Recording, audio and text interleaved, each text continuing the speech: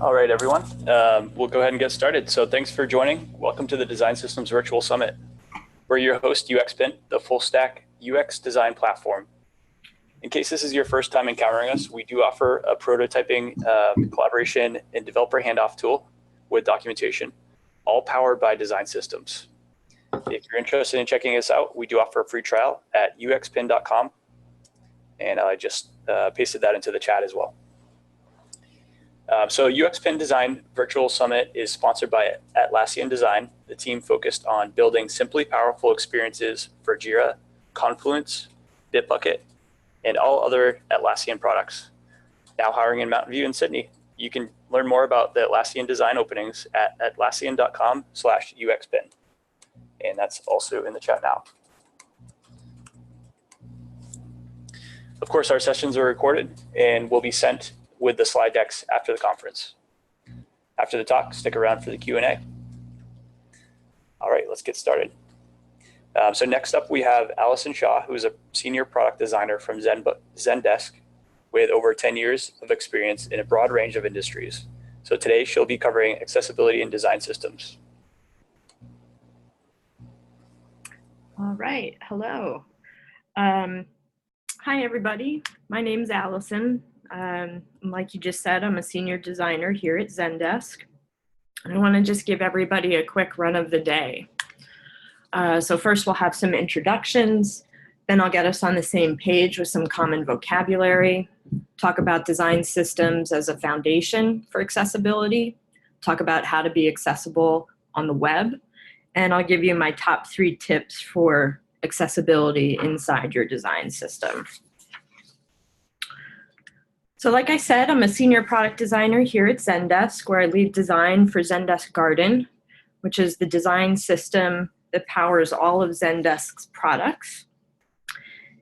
In addition to a few other places, I also previously worked at Yelp, where I co-created the Yelp Style Guide. And that was one of the first modern design systems. We used Python instead of React. Being a designer and being a systems designer in particular, I'm a huge believer in the power of shared vocabulary. So back in 2014, when the Yelp Style Guide came out, we called them style guides, but now we call them design systems. So let's all get on the same page about what a few things mean. So first of all, when I say design system, I'm referring to an internal tool used by both designers and engineers that includes a set of rules and principles, the end user interface, i.e. what a button looks like, and the code that renders that UI. And also that the final true audience of a design system are the people who are actually using the final product, whether that's an e-commerce site, a cloud-based enterprise software suite, or a photo sharing web app. In the context of this talk, I'm only going to be focusing on design systems whose final products exist on the web, not on native apps. The next piece of shared vocabulary is accessible or accessibility. It's often abbreviated as ALLI, which is what I hope you'll become after this talk. Most people think that accessibility means blind people, but that's a very limited definition, and it's not the one that I work from. I also tend to think that using the word accessible makes us think of people in wheelchairs, seeing eye dogs, and folks who have observable markers of disability. And that's me and my sister, Devin. And while those things are true, they make people into others.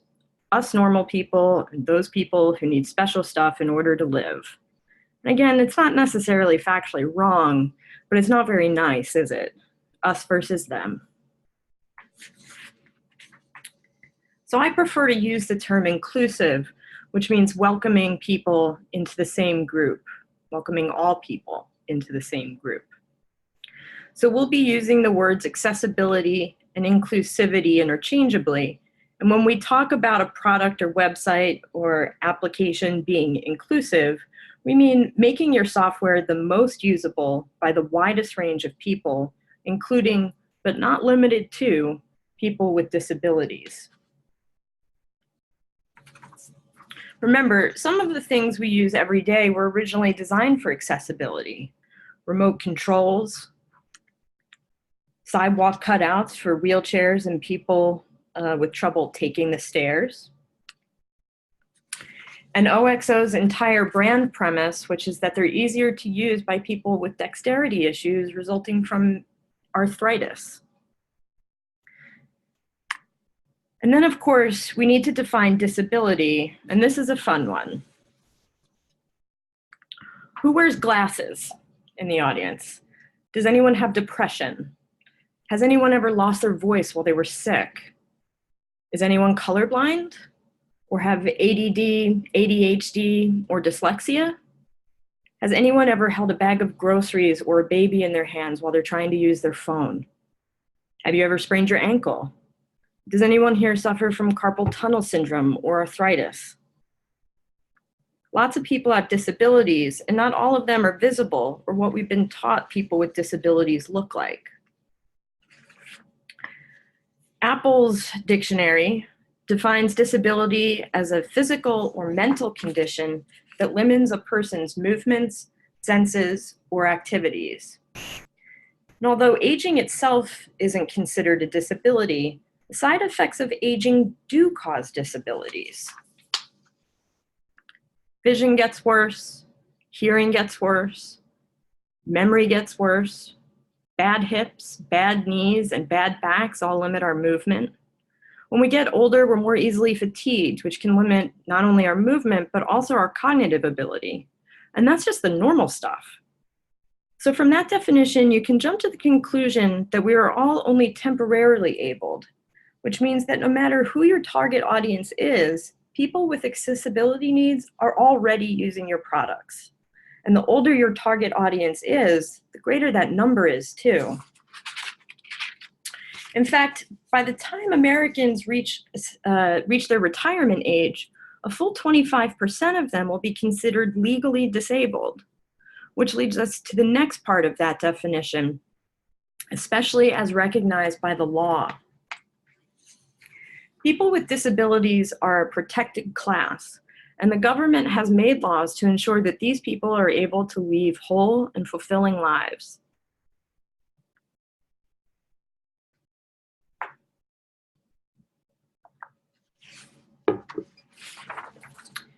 When you think about it, design systems are kind of like the government of your product's design. They embody the norms, values, and laws that every citizen tries to adhere to. Those are citizens being both the designers and engineers who use the system to create their work, but also the end users, people that actually use those products. Governments provide the foundation upon which great things happen. They solve, or attempt to solve, universal needs so that people can go about their lives not really thinking about the kind of coordination and effort it takes to keep cities, suburbs, and rural towns running. Roads and sidewalks, sewage disposal, safe drinking water and food, electrical grids, and access to telephones and the internet. At their best, governments work for all people. They aim to supply the foundations that level the playing field regardless of the advantages or disadvantages one was born with or where they were born. Now, I know in practice this isn't always how it works or how it feels, but bear with me, I'm kind of a relentless optimist in this area. So how are design systems like the government? Well, they provide foundational elements like typography, grids, and colors. They create standardized pieces of UI so that no matter where someone is in your product or site, they know what a button looks like. They often provide principles to help guide and govern decisions. And sometimes they even provide contribution models to let the consumers of the system become the creators of the system. And just like governments, design systems have end users of all stripes. People with slow internet connections and fast, people on 5-year-old iPhones and the latest Pixel, people with high definition and definition monitors, and people with, well, older monitors. People have children in their hands, people missing fingers, people who can see color, and those who can't, people who type 200 words per minute, and people that can listen to 500 words per minute from their screen readers. The government attempts to serve each and every one of its citizens. And like I said, they don't always succeed, but they can institute laws that help citizens with disabilities. In the United States, Section 508 of the Rehabilitation Act established the accessibility guidelines for all communications funded by the government, and the Americans with Disabilities Act prohibits discrimination on the basis of disability. And that's President Bush signing the ADA back in 1990. That law also requires employers to provide reasonable accommodation and also imposes accessibility requirements for public transit and public spaces, including restaurants, hotels, movie theaters, and retail shops, say like Target. Now, the ADA does not explicitly apply to privately run websites, but in 2006, Target was sued because their website was inaccessible to blind and visually impaired users. And that lawsuit set the precedent that retail websites are covered by the ADA because they enable enjoyment of goods, services, facilities, or privileges. Target lost that suit, and they paid damages of $6 million plus $3.3 million in legal costs. This is what the site looked like in 2006. Over $9 million lost because their web team didn't bother to include some alt tags or raise their typography's color contrast. Now, I'm not a lawyer, but I personally wouldn't want to be responsible for costing my company millions of dollars, especially when, as a web professional, I can guarantee you that it won't cost anywhere near $9 million to implement an accessible product, at least not if you do it right. Which brings us back to design systems. Just as governments create laws and regulations to help enable and protect all of their citizens, so too can design systems. In fact, design systems are the perfect vehicle for your company's accessibility efforts because they provide so much of the foundation upon which products are built. By weaving accessibility into the fabric of your system, your designers, engineers, and ultimately your end users will all benefit. This also sets the tone for design and development work that happens outside of your design system. Though, of course, we all know that never happens, right? By setting the inclusivity standard, you make it more likely that non-system work will also be inclusive. You can call it leading by example or the broken windows theory in action. By including accessibility within the foundations of your design system, you can avoid situations like this, where accessibility was clearly an afterthought, and instead delight your users with integrated accessibility patterns like this guide path for the blind that's literally built into the streets of Copenhagen. Okay, so by now, hopefully, we can all agree on a few things. One, people with accessibility needs exist. They are all ages, all races, all income levels, and they live everywhere. Two, we're all temporarily abled. You already are or will one day in the future be someone with accessibility needs. And number three, everyone benefits from inclusive design.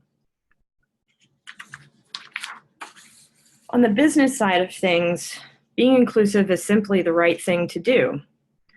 Two, people with accessibility needs are already using your products.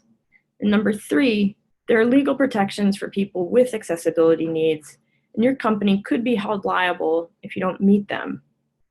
Although again, I say I am not a lawyer. And finally, your design system is the right place to start your inclusivity efforts because it is the foundation of your product and sets the bar for your off-system design and development efforts. So how do you go about making a design system accessible? In lots of different ways. ensuring you have enough color contrast in your text, ensuring that interactive elements are obviously interactive, making sure screen readers can read and access all areas of your application without losing place, and ensuring your application can be used via keyboard input only. It can feel overwhelming, but luckily we have a document to help guide us. The World Wide Web Consortium is a standards-making organization responsible for establishing the specifications that help guide the web. They're famous for the HTML and CSS specifications, but they have working groups dedicated to a number of areas, including, you guessed it, accessibility. They're a little bit like the Illuminati, although the public is free to comment on their work in progress. I also love their acronyms and abbreviations. So the W3C has a web accessibility initiative that issues the Web Content Accessibility Guidelines, which are a set of rules that intend to make the web accessible for all, although I have to say it's not the end-all be-all of inclusivity. The document of record is the Web Content Accessibility Guidelines of 2.0, although there are updates in the works, and we expect 2.1 to hit sometime in June of 2018. If you want to make your product accessible, following the WCAG is a great place to start. But remember, you're making things for people, not just machines or specs. The WCAG addresses 4 categories of accessibility: visual, people who have problems seeing; auditory, for people who have trouble hearing; motor, for people who have trouble controlling fine motor function; and cognitive function, which is people who have who have trouble processing information. And to address those areas, the WCAG provides guidelines to help ensure that your web application is perceivable, meaning that the content you serve cannot be invisible to the ways in which people perceive it. Operable, meaning that everyone can actually use your product as intended. Understandable, meaning that people can expect your product to work in predictable ways, that it's not too hard to use. And robust, meaning that the content can be accessed by a wide range of technologies, including new and old browsers alike, plus assistive technologies. Some accessibility work happens on the design side, the visual design of your UI elements and the interaction and UX design of your workflows, including video and sound, and some of it happens in the code. The WCAG provides for 3 levels of accessibility: A, AA, and AAA. Level A provides the baseline requirements for accessibility, and AA and AAA build upon those principles. Now, here's the rub. Stuff on the web is either accessible or it isn't. There's not really a halfway. It can't be kind of accessible. If you pick and choose what you're going to implement, but you don't implement everything, then you're not technically accessible. In order for your product to be considered accessible, it has to meet at least all of the requirements for level A. And you'd be surprised at how many well-known popular applications do not. But we don't live in a perfect world. Just ask anybody with a disability. And not all companies prioritize inclusivity in their products. I'm not going to comment too much on that, although I wish it wasn't that way. So if you're in a position where you want to start making strides on accessibility, but you don't think that you can go all in, please note this: anything is better than nothing. Okay, so how do we do this? Well, first things first, set a goal and make it SMART, which means specific, measurable, attainable, relevant, and time-bound. Here's an example from my own work. Zendesk Garden will correct 100% of its color contrast issues to pass WCAG level AA by the end of Q2 in 2018. This goal is specific, it is measurable, it's attainable in that my team actually controls this. It is relevant in that it addresses a very specific kind of violation, and it is time-bound. If you're just getting started, an example for you might look something more like this. By the end of Q1, our design systems team will research and define an inclusivity plan to include what level we aim for and a prioritized list of improvements or changes. And then, you have to make the plan.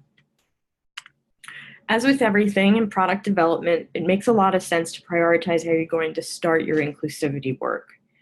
Prioritize items that have the most impact with the least amount of effort. Make sure the things that you prioritize are actually controlled by your design systems group.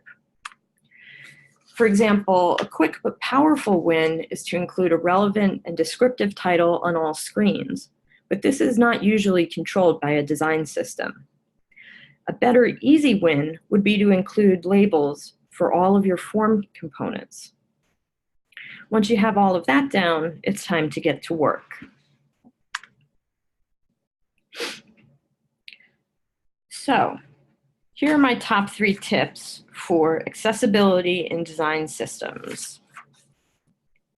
Some of these specifically address WCAG guidelines, but others are design tips to increase the inclusivity of your product.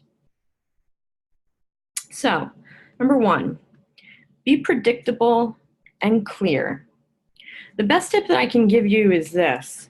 Your audience spends most of their time not using your product, unless you are Facebook or Google. They spend most of their time using other products. And so practically speaking, this means don't be novel for the sake of being novel. Don't break conventions. If you want people to feel like they already know how to use your product without having to read instructions, follow the same patterns that everyone else follows. This helps you lower the cognitive load, i.e. the amount of effort someone needs to put into figuring out how to use your product. And this makes your site more inclusive by helping out folks who have learning or reading disabilities or just people in a rush.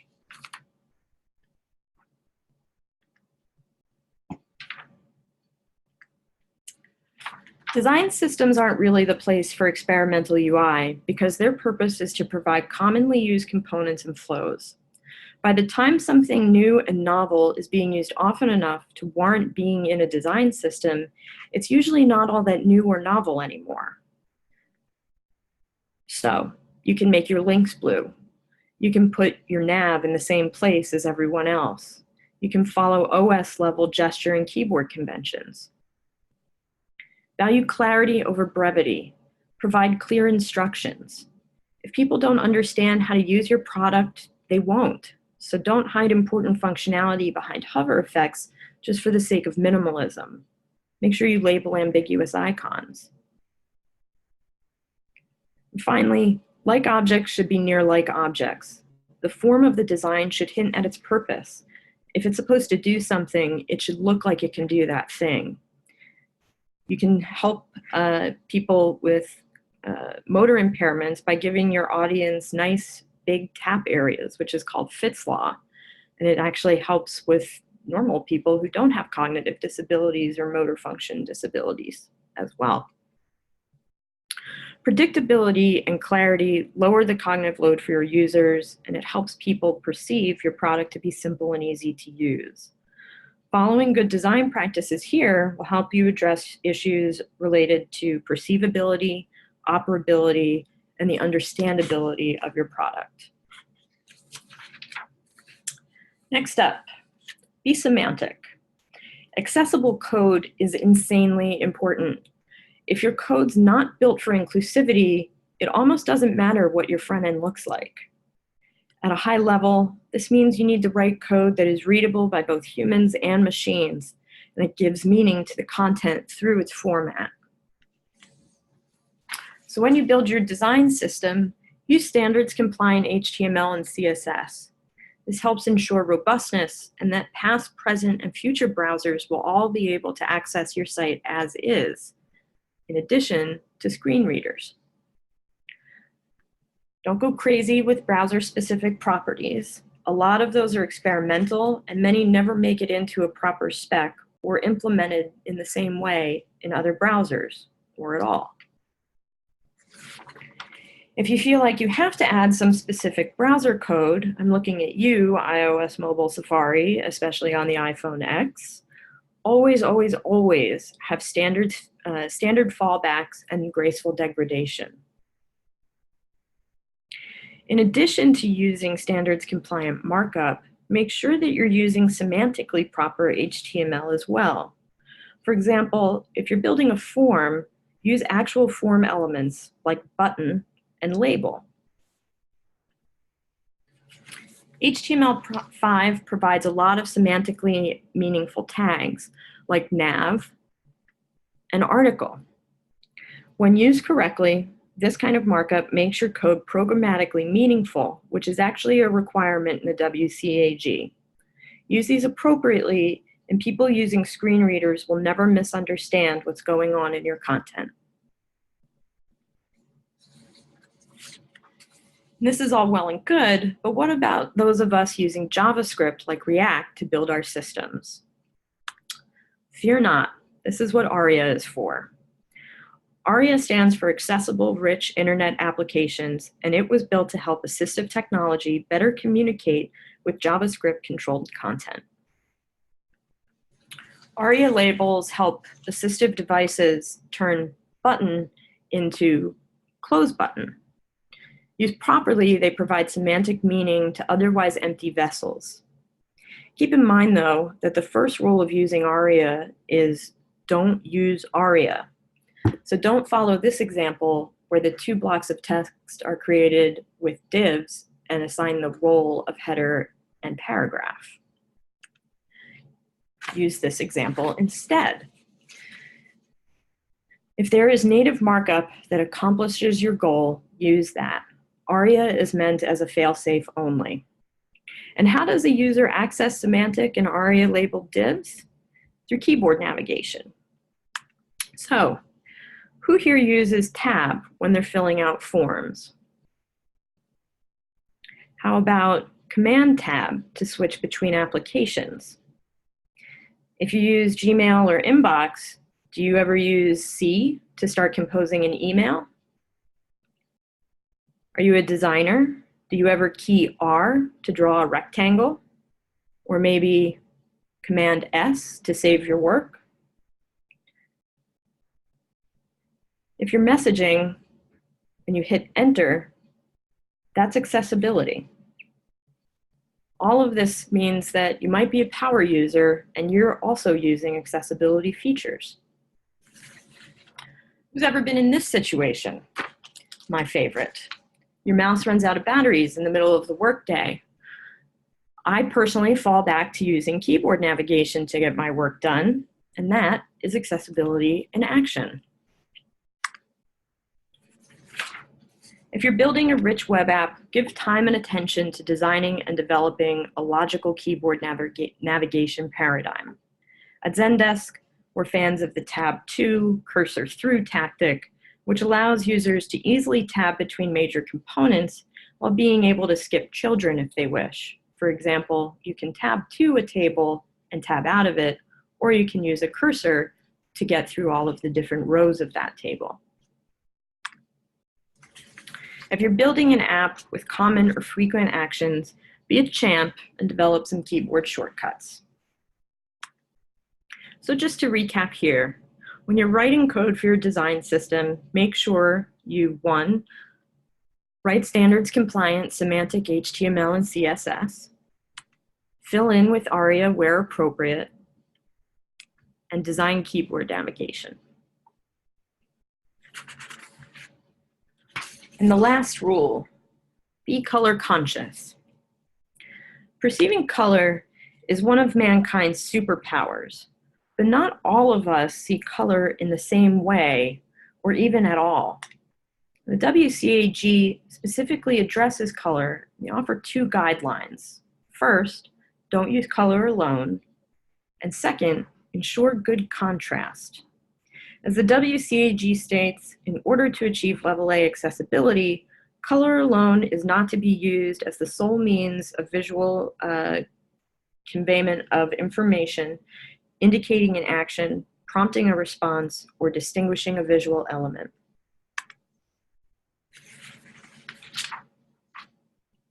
As in links.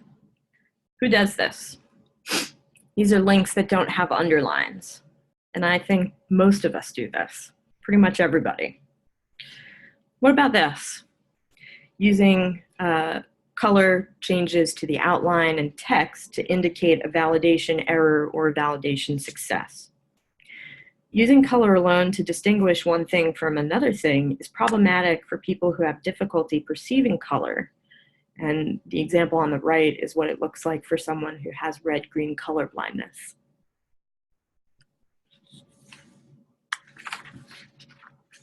There are some exceptions to the color alone rule. Left or top navigation links typically don't fall under this rule because navigation is expected in those areas and usually is visually distinguished from normal text links.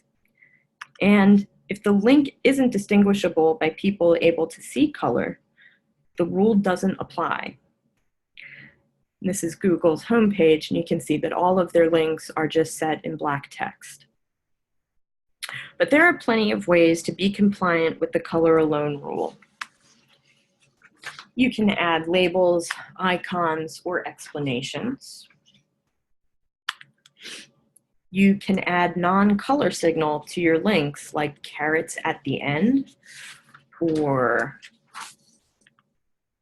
changing the type, weight, style, or size. Or you can just underline them. Underline doesn't have to be like the underlying of old, where it was thick and kind of gross looking. Medium has a great article on how they perfected their link underlines using a background gradient, which is linked to at the end of this presentation. But basically what this rule gets at is that your products have to have proper affordances about how it works. It needs to be both perceivable and understandable. If you follow the guideline about color alone, you're on your way to WCAG level A standards, which is great. But I personally think it's important to shoot for at least AA, and that's where guidelines around color contrast start to come in. So here's the letter of the law, so to speak. Text must have a minimum contrast ratio of 4.5 to 1 against its background. Color contrast is a formula that pits the relative luminance of the lighter color versus the relative luminance of the darker color. You can see that this text has a ratio of 11.58 to 1. There are some allowed exceptions. Large text, which is defined as 18 points or larger, and bold text, that is 14 points or larger, only have to have a minimum contrast ratio of 3 to 1. Now, keep in mind that the WCAG has used the term points and not pixels, so it's not a one-to-one translation. It's actually a little bit more like 22 pixels and larger.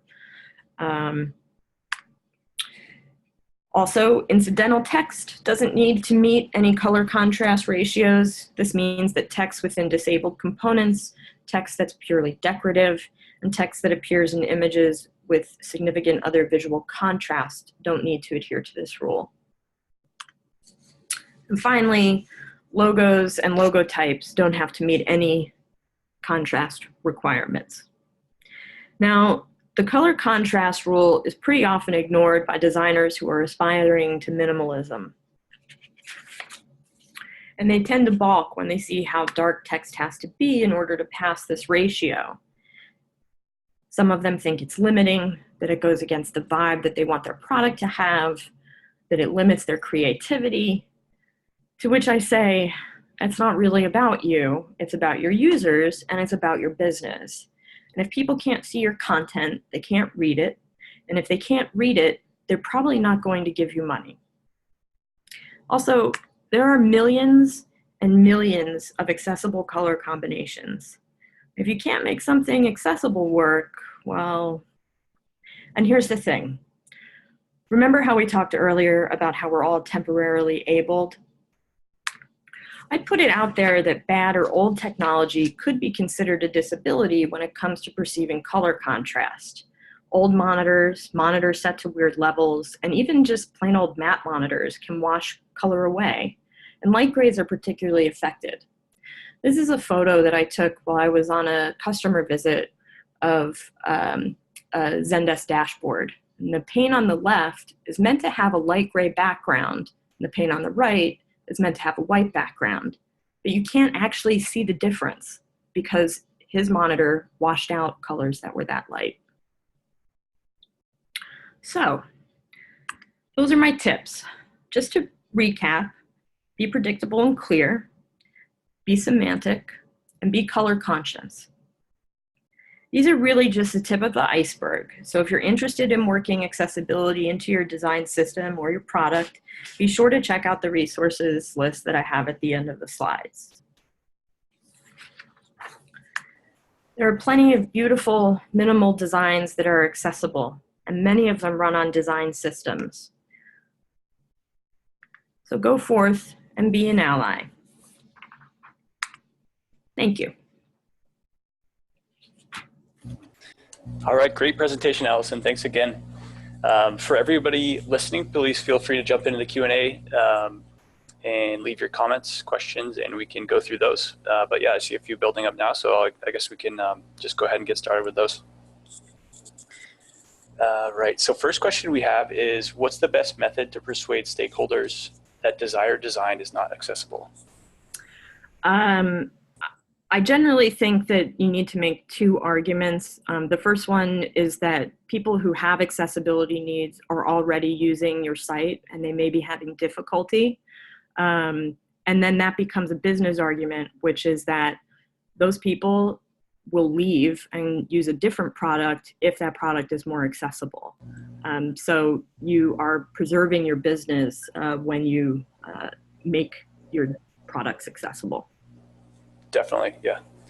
Nice. Okay, next we have, how do you approach accessibility in the design of conversational voice interfaces? That might be a very specific. Yeah, that's a great question. I actually don't have a lot of experience with conversational interfaces.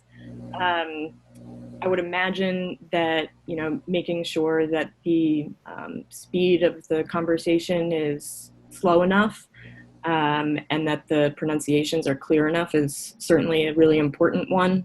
But beyond that, I'm not really the best person to answer that one. Okay, yeah, sure. Next one's kind of probably the same answer as number one with the business elements, but does accessibility also expand beyond design elements to business elements, so affordability? Like making your products actually affordable for people to use? I think that might be where that question's going. Not totally sure. Yeah, I mean, certainly, you know, that's always a business concern, and obviously there are businesses that tend to like aim towards more affluent audiences, but you know, again, you're going to get the widest range of people when more people can afford them. So. Mm-hmm. Okay. And then in your experience, are you seeing more of a trend toward accessible design systems, or is the web becoming more inclusive or staying the same? I actually think the web is starting to become more inclusive, and there are organizations like Facebook and Apple that kind of tend to lead the way on this. Facebook did a really big redesign of their interface elements last year, where they went from using some really light colored grays that had color contrast issues to, you know, upping those so that they actually pass the ratios. And the app still works and looks as good as it ever did. And when you have big companies like that kind of setting the tone, you know, people tend to fall in line. I also think, you know, we've been in this kind of like internet age for about 20 years now, and the people who started the first .com boom are starting to have vision issues, hearing issues, all those aging issues. Some of them, not all of them. But they're starting to have trouble using the technology that's coming out today, and that's not really right. So they're going back and they're fixing it. So yes, I think we're getting better. Okay, awesome. Optimistic outlook. That's good. And then follow-up question on that. So any advice to create a color palette that looks bright and modern and is accessible at the same time? Yeah. Patterns that are modern and bright are actually, I think, fairly easy to get into compliance. It's actually when you want to have something that looks a little bit more subdued or Zen-like, if you catch my drift, that accessibility contrast ratios become a bit harder.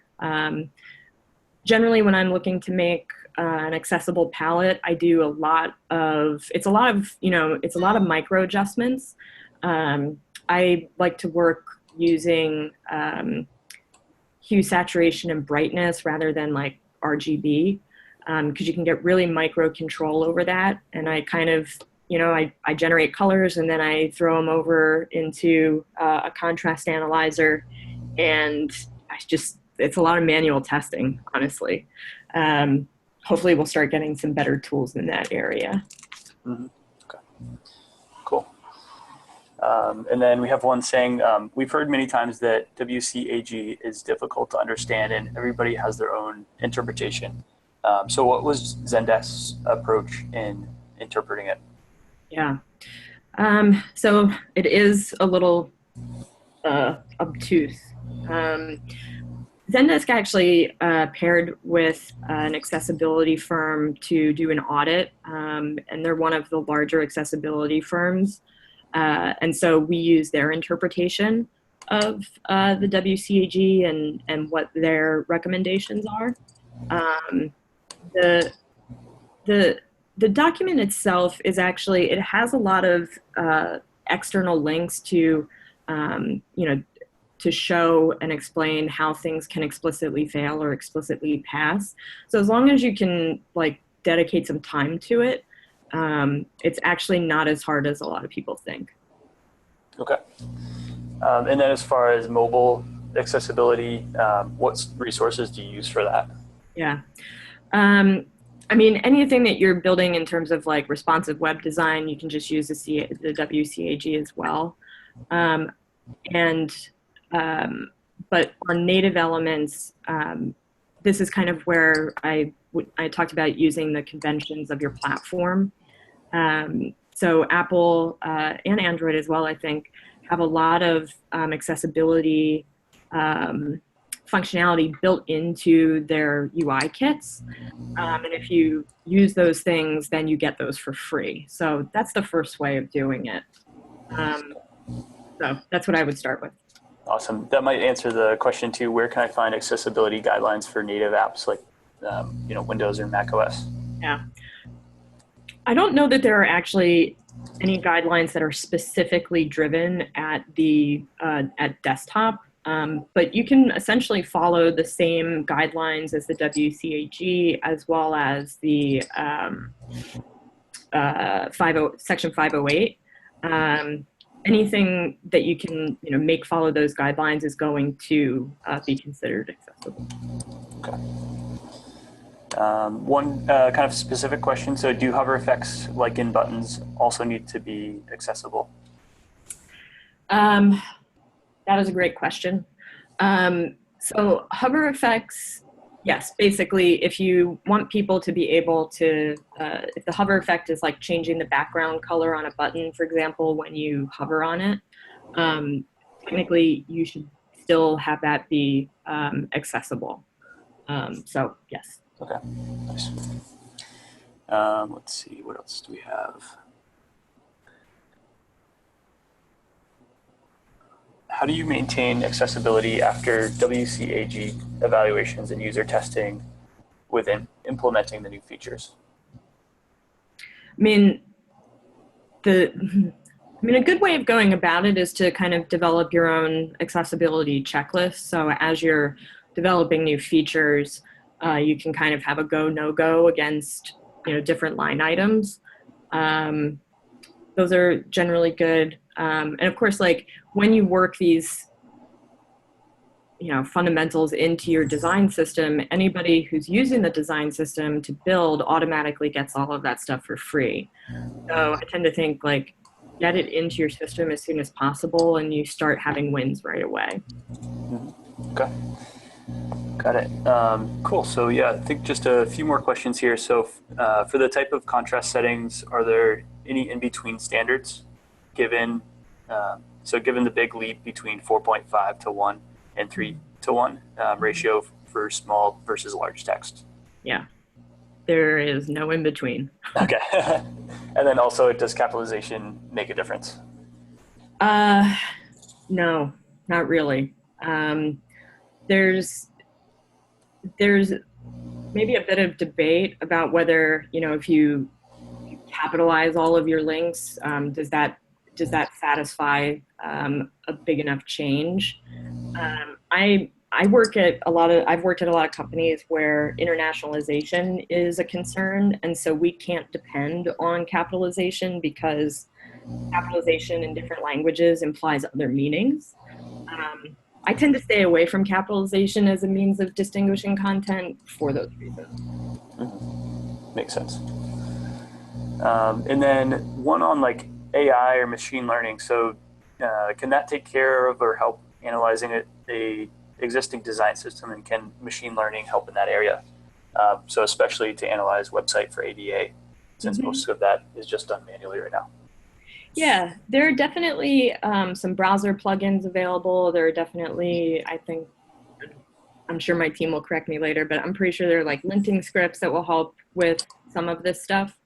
But as with all things, it's like that's really important. You do kind of need to have a human verify as well. Okay. Great. And then let's see, what else do we have? How do you describe the navigation or tab flow in your design systems for developers? How do I describe it? Tab 2 cursor through is what we say, which means that when a user is using the keyboard, they need to be able to use the tab key to get to an element, and then they need to be able to hit tab to get to the next element. If they're in that element and they use the arrow keys, so down, right, blah, blah, those kind of navigate through the child. Okay, yeah, makes sense. And then what are the implications of automated carousels on accessibility, like changing pictures? Yeah. So the WCAG talks specifically about this, and I'm not going to remember the exact word of the guideline, but in general, anything that moves automatically needs to either stop moving after, I think, 5 seconds, or have a pause button that the user can hit to stop the movement. Mm-hmm. Okay. And then let's see what else. How do you maintain accessibility when you work in an Agile environment? Do you have a specific team member test that out, or I guess how does that play out? Yeah. So our developers on our design systems team are very concerned with accessibility. So they're always, first of all, implementing and then also testing. And then Zendesk does have a QA team that does also test for accessibility when they're making it around. Mm-hmm. Okay. Cool. And I think we have just 2 more last questions. So how do you keep a complex UI, so with a lot of functionality and a lot of data, that has some elements that have to be hidden, accessible? Yeah. So basically making very complex UIs accessible as well. Yeah. So, I say don't hide important functionality behind hover states, but you can put things into menus. A lot of, there are a lot of icons that are considered kind of common knowledge these days. if you want those things to be really accessible, always pair an icon with a label so that people know exactly what's going on underneath it. And then, the other thing is that a lot of like functionality that gets bunched onto a single page is usually done so that the application feels simple. But when there are a lot of different complex workflows that need to happen, consider just pushing those into a new page or a new window, and having that page or window specifically about that workflow. That's another way of doing it. Okay, awesome. That makes sense. Yeah, we actually, looks like we have about 9 more minutes left. So there are some more comments trickling in if we want to just keep rolling with these. Yeah, that's fine. Awesome. All right. So let's see. When creating a shared language, did you come across useful resources for determining your design system's taxonomy? I don't know, actually. I've been doing this for a really long time, so I kind of have like my own thoughts and feels about the way things ought to be named. But I think regardless of like what you use to kind of talk about your taxonomy or talk about the naming of your elements, the most important thing is that you document that. So having a robust documentation that is available to everyone that uses your design system is really important. Because no one is going to memorize your design system except for maybe you. And even then, like when it gets big enough, you'll forget things. So having a written record of that is just like, it's beyond important. Definitely. Cool. And then, so for issues with web app design where WCAG 2.0 doesn't expressly state what would be compliant, so for instance, a complicated data grid with line action items, where would you use a resource to find out what can or cannot be compliant, so outside of the WCAG? I'm not sure about this one. I think, a good way of doing this, of course, also is to like check out other, maybe competitors or other things that are similar and seeing what they're doing for accessibility. But, a really great way is to actually just do some user testing with people who have accessibility needs and see if they're having trouble. That would be that sounds like go about it. Yeah, great idea. Nothing like testing with the users. Exactly. Cool. And then, do you test your UI with AA standard each time when creating new projects? So will you sacrifice the accessibility standards for any other reasons, like aesthetic view? So I'm guessing no. I personally don't. Yeah. I like for all of the reasons that we kind of went over. I think you can have a really beautiful, really innovative, really cool UI and still be accessible. Definitely. And then what are some strategies to handle keyboard accessibility for very complex components, for example, in enterprise applications? Yeah. Again, this is where I think tab 2 cursor through is a really great paradigm. The other thing that you can do is include kind of hidden navigation that are skip links for people using screen readers. So when they come onto a site and they tab to the first element, that element is actually hidden from sighted users, but the screen reader will announce it and say like skip to content or skip to article. Those are all helpful for getting people on screen readers to be able to skip past the really repetitive parts of the page and just getting to the thing that they care about. Okay, awesome.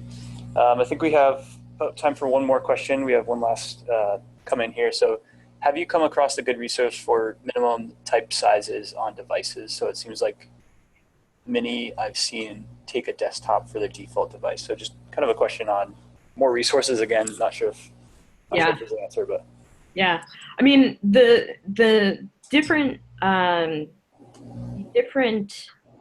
operating systems generally all offer human interface guidelines that talk about what they think a minimum would be.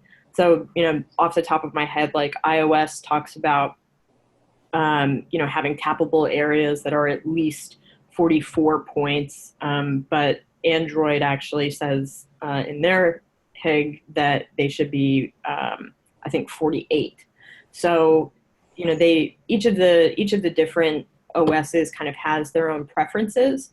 And usually there are developer and designer human interface guidelines that can help with that. Okay, awesome. I think that wraps it up for today. So thanks again, Allison, and thanks everybody for listening. Cheers. Thanks, everybody.